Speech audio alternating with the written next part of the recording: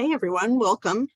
We're going to kick off with our first 15 plus 15. So in these sessions, we have 15 minutes of presentation, followed by 15 minutes with time for question and discussion.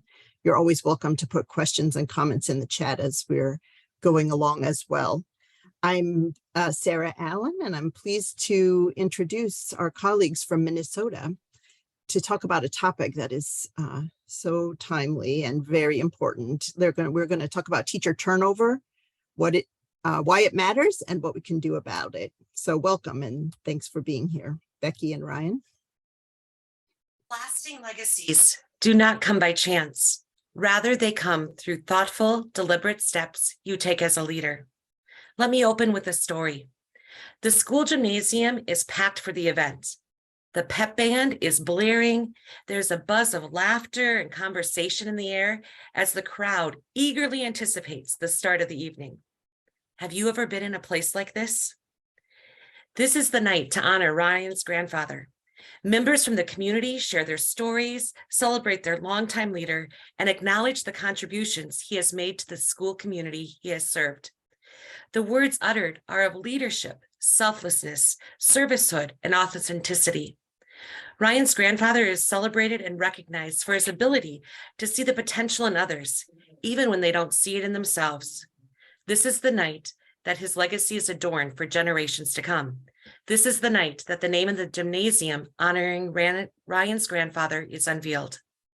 This is a story of a person who is truly a gifted leader and has the unique ability to empower others to become the best images of themselves.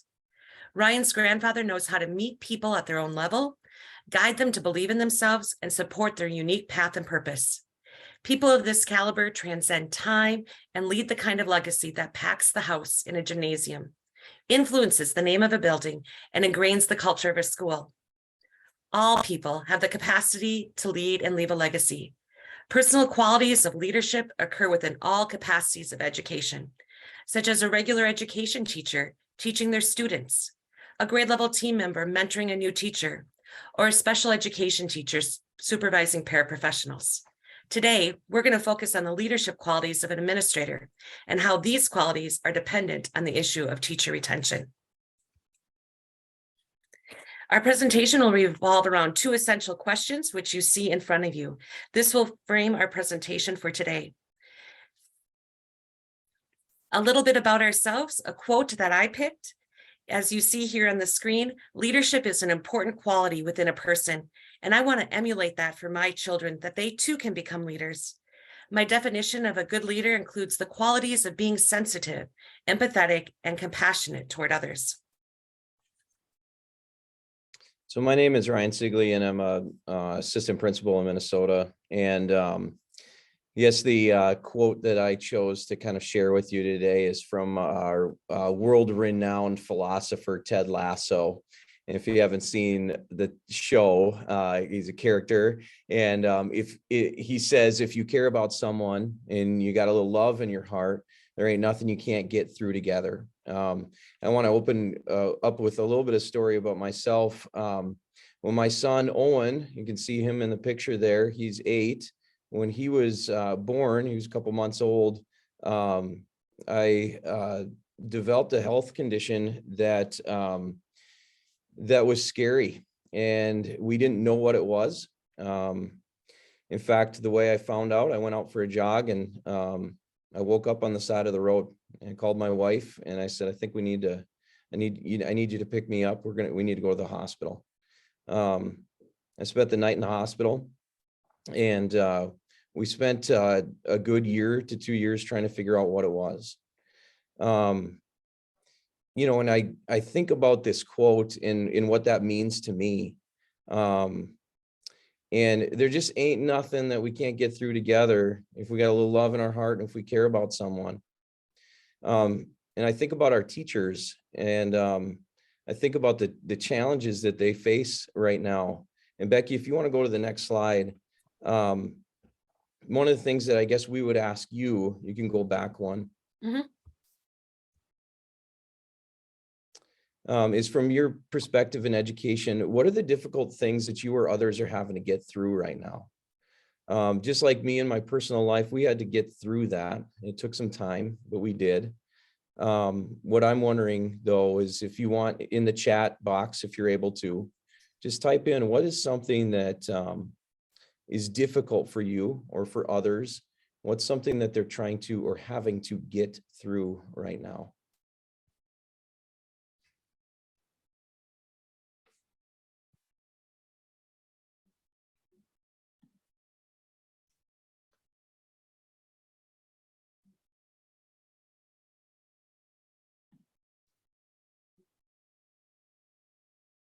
So let's talk about the things that some of our educators are trying or having to get through, the difficult things right now that they're facing. Some of the themes, right, that we see coming up are political attacks on the profession or politics regarding the work done in classrooms, large caseloads due to teacher shortages, few paraprofessionals, lack of subs, politics, lack of support for teachers in their classrooms, teacher shortages, building capacity with high turnover. Sometimes we feel like we're starting over again and again. Let's move on to that next slide, Becky. From some of our research and personal experiences, and really across major headlines, here's what some of the things that we're seeing. We've got a 55% of our teachers are considering leaving education right now. 46% of our teachers are reporting high daily stress. These are national polls, by the way. This isn't just from Minnesota. 91% of our teachers are seriously concerned about pandemic-related stress. This one caught me by surprise, but nearly half of our US children have experienced some kind of trauma. Nearly half of our US students are either not engaged or actively disengaged in the classroom. Here's another one that caught me by surprise, 628% increase in the number of youth seeking mental health care between 2019 and 2020. So we have a dramatic mental health crisis happening in our schools. And Becky, you can just keep clicking through this because the list goes on and on and on. Teacher shortages, alarming rates of learning loss, and then the quotation ones, these are all coming from major newspapers: supply chain issues, staffing shortages, gun violence, absenteeism. All of these things are weighing on our teachers. And it's honestly, it's leaving them stressed, and it's leaving them burnt out. And I'm seeing that every day as I'm working with amazing group of teachers in our building, and really as Becky and I work with teachers across the state. We are all made of stories. So in July, I had received on my Facebook a message from a friend of mine that had been in the educational field. And this is what she shared from her voice. Today, I happily accepted a job as an activity assistant at Oak Ridge. Coincidence? I don't think so. I'm so excited to start this new part of my journey and never look back. So disillusioned and disappointed with the field of education, it nearly killed me and caused me to age at warp speed. Now, if I could get a refund for graduate school, oh yeah, I'm going to make millions telling my story of how the education system turned a passionate and promising teacher into a zombie after only 6 years.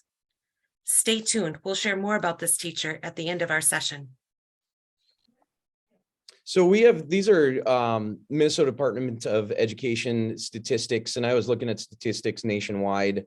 They in some ways mirror some of the things that we're seeing in Minnesota.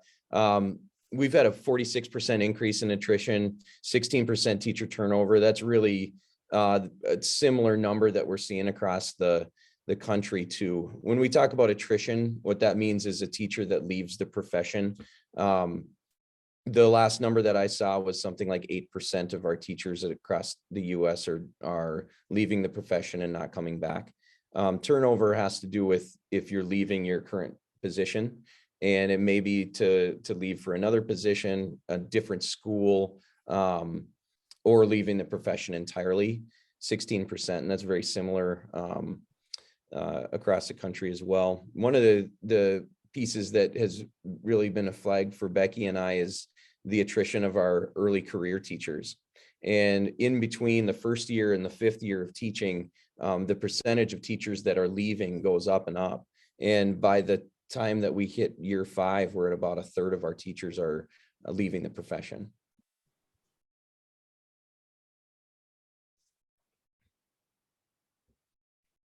So let's talk a little bit about why teacher retention matters.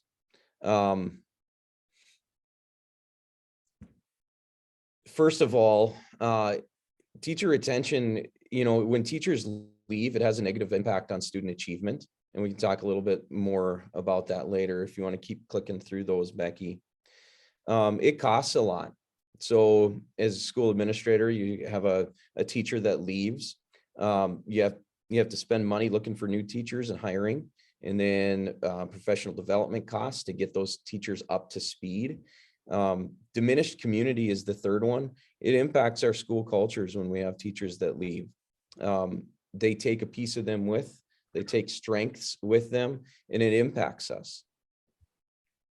Oops, sorry there, Ryan. Yeah, it's okay. And then a cycle of recruitment, hiring, and induction. Essentially what ends up happening, we have somebody go, we have to recruit, we've got to hire, we've got to get them back on track. That's just like I was talking about with our exorbitant costs. Those go hand in hand. But I guess the beauty of this whole thing, and the thing that Becky and I will talk about for the rest of the time, is there is hope. And we've done quite a bit of research on this and spent a lot of times in schools. And we found that there's only a few things that play a major role in the way that we can retain our teachers. That plays a major role in our teachers helping make them feel like they're supported, like they're valued, and that they're cared for. And really, that's you. It's the leader in the school. And it's no matter what the school size was, no matter the type of school it was, no matter how big, how small, really a lot of times school administrators are the difference makers in terms of whether or not teachers decide to stay. So our quote here is, when teachers strongly disagree that their administrator encourages and acknowledges staff, communicates a clear vision, and generally runs a school well, turnover rates for movers and leavers jump to nearly 1 in 4. That's more than double the rate of those who feel their administrators are supportive. Support is a big deal in our schools.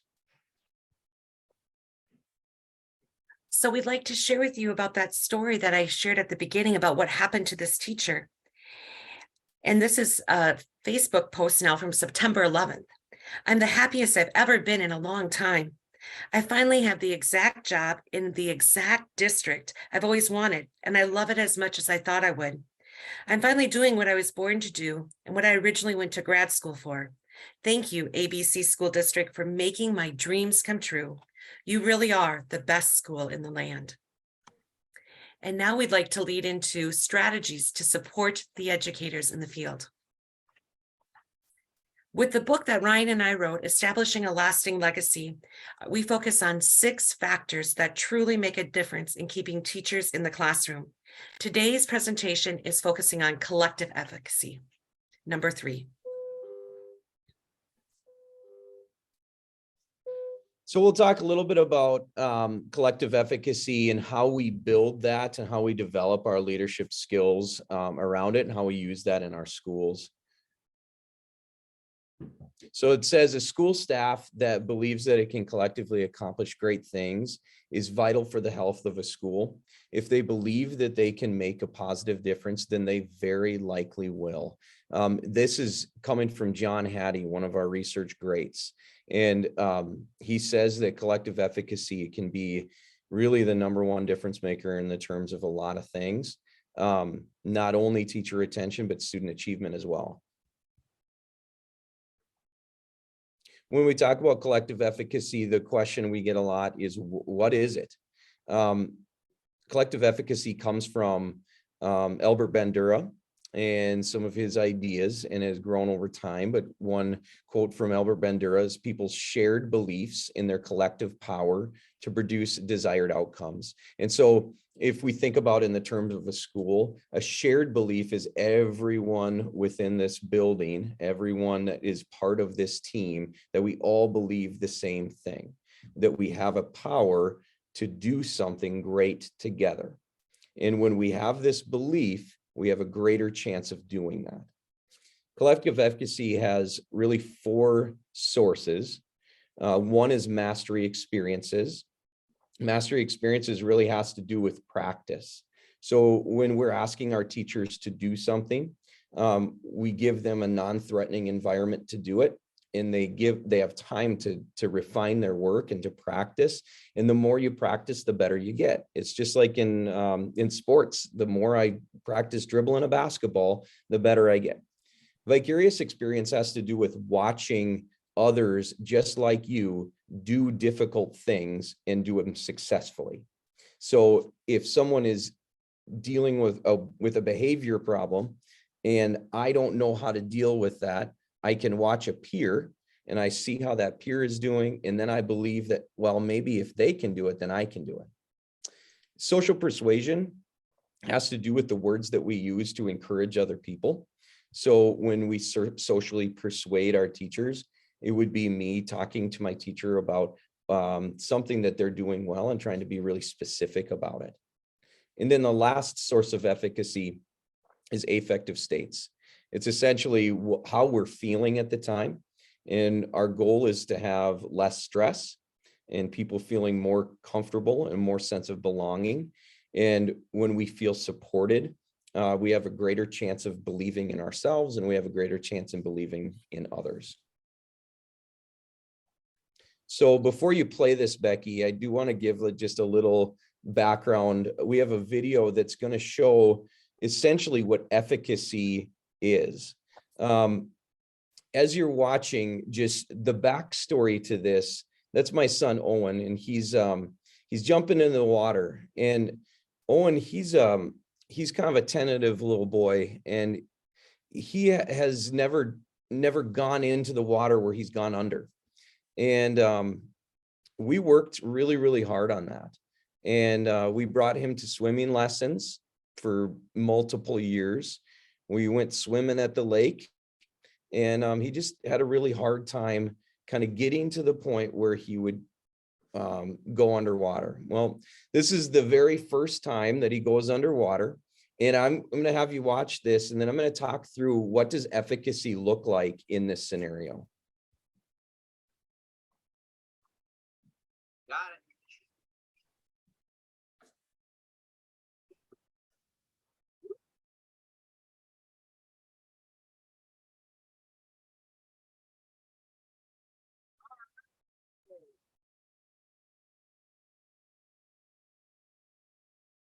All right, you can stop it there. So it's a really simple explanation of what efficacy is, but I want to talk through the 4 sources and what you're seeing here. So is Owen standing there? You see Kent, that's Uncle Kent with his arms stretched out. And really what he's doing is he's saying, I believe in you. You can do this. That's social persuasion. When we tell people that we believe in them and that they can do specifically hard things, they have a greater chance of believing that they can. Owen had practiced over and over and over again, and this isn't the first time he tried jumping in. This is maybe the 100th time. And so it takes a long time sometimes to get there. That was his mastery experiences. If you look at the little girl sitting in the water, that's his little cousin, Scarlett. And Scarlett's 3 years younger than him. And Owen saw that day for the very first time Scarlett go underwater. And so he looked at his little cousin and he thought, well, if she can do it, I can do it. That is what we would consider as vicarious experience. When you see someone else do something that's kind of like you, if they can do it, well, then can't I? And then the last piece is this affective states. And you can see these other 2 little girls just supporting them, cheering them on and really believing in them. And that's what it takes, is all 4 of those things coming together. That's what it took for him to believe that he could do it. That's also the things that we need to do in our schools for teachers to believe that they can do things.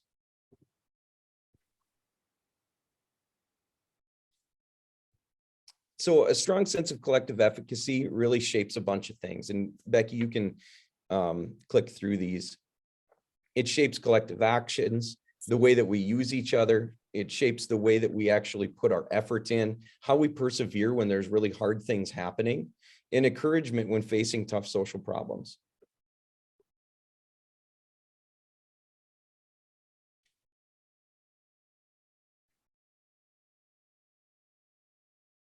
So go ahead, Becky, I'll let you lead this one. Okay. So for us to instill collective efficacy within others, it's important that we've experienced it ourselves, or at least seen it in action. And so for our quick write, you could put this in the chat if you would. Describe a time when you were part of a group that believed that they could accomplish great things.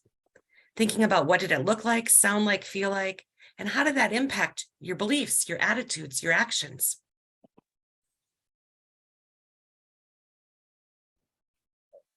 As people are doing that, I wanted to let you know we have about 10 minutes left. So think about, I encourage people to jot their notes in the chat to begin to think of the questions that you would like to ask our speakers in a few minutes.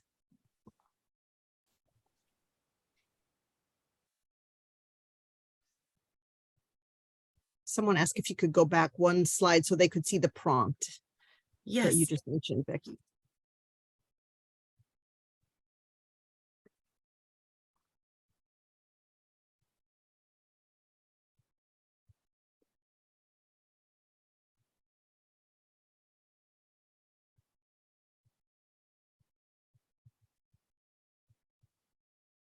People are free to unmute and share their experiences of a group that they were part of.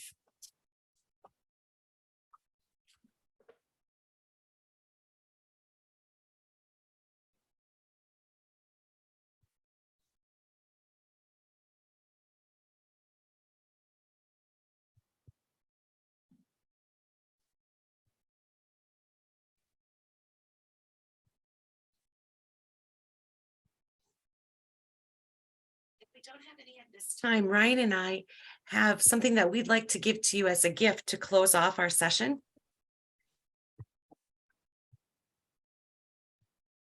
Go here to our next slide.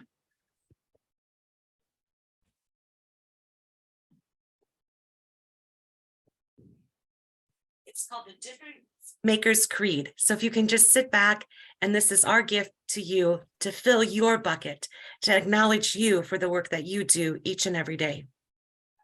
We'll share that, and then we'll open up. If you have questions, we can talk about that. And really, this is for anyone. We've rewrote this with the lens of looking at a school leader, but this can be anybody in the impact that we make, whether that be in schools or in our communities or with our family. So I'm a difference maker. I lead with authenticity, knowing that who I am as a person and leader is more important than my title, accolades, or personal achievements. I am a difference maker. I develop self-efficacy in my teachers, knowing that their belief in themselves and their capabilities will empower them to face all that lies before them. I'm a difference maker. I build collective efficacy in my staff, knowing that their belief in each other will take them further than they could ever imagine going alone. I am a difference maker. I value trust as an integral part of success in my school, knowing positive relationships are the key to our school's culture. I'm a difference maker. I listen with empathy to my teachers, knowing that I'll never fully understand where they're coming from, yet caring enough for them to try to understand anyway. I'm a difference maker. I unite a shared vision with my staff, knowing that the collection of our unique differences and strengths is the only thing that will get us to where we want to go. I am a difference maker. I forge my legacy through the daily beliefs, actions, and interactions of those that I am privileged to serve. For I am a difference maker. We are open to questions and feedback.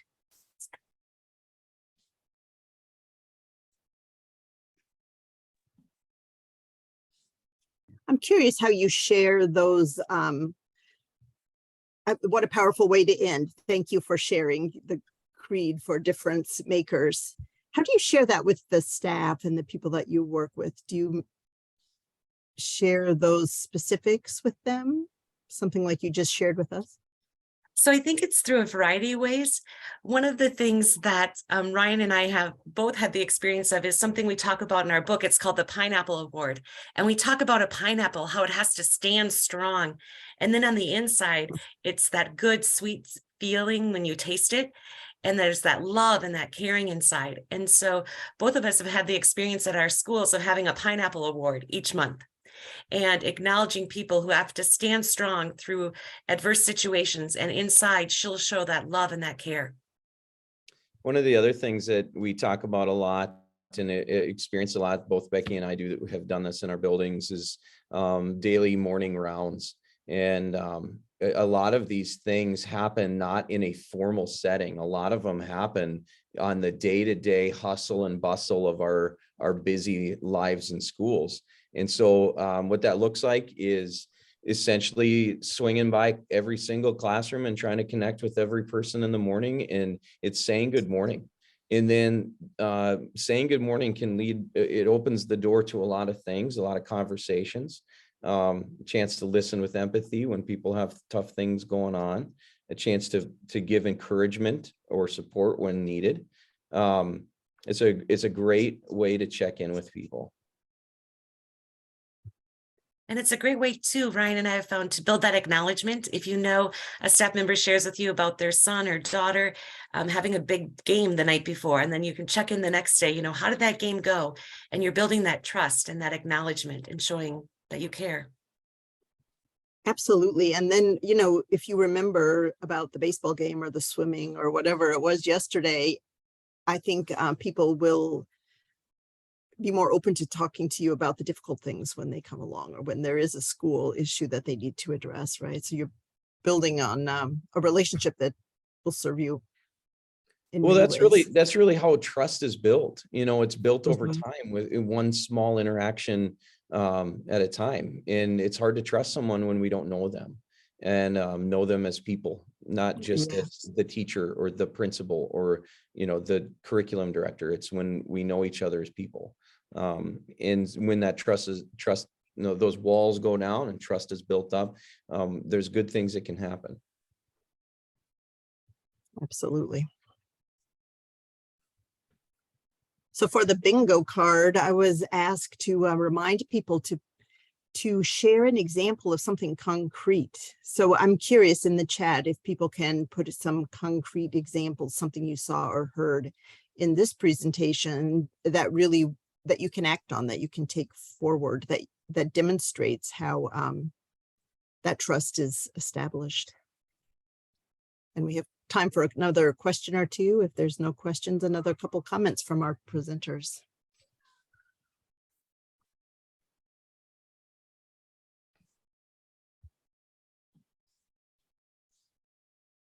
So you, at the beginning, you mentioned several different, I don't know, factors for lack of a better word. And then you picked one that you really talked about with us today. Can you remind me of the others? And in your book, then do you go through and talk about each of those elements that are critical for the leadership? Sure. So yeah, we picked collective efficacy with the idea that can be really a foundational tool to improving an entire school. Although we believe that each one of these pieces are important for retention. So here are the 6: authenticity, self-efficacy, collective efficacy, trust, empathic listening, and vision. Put them all together and it can create a really good recipe for teacher retention. In our book, we talk about each one of those. Each one takes a chapter. Fabulous. And someone asked, the title of the book, I think, is Establishing a Lasting Legacy. Is that correct? That's right. Establishing a lasting legacy. It's through Solution Tree. You can find that on Solution Tree's website or Amazon or Barnes and Noble.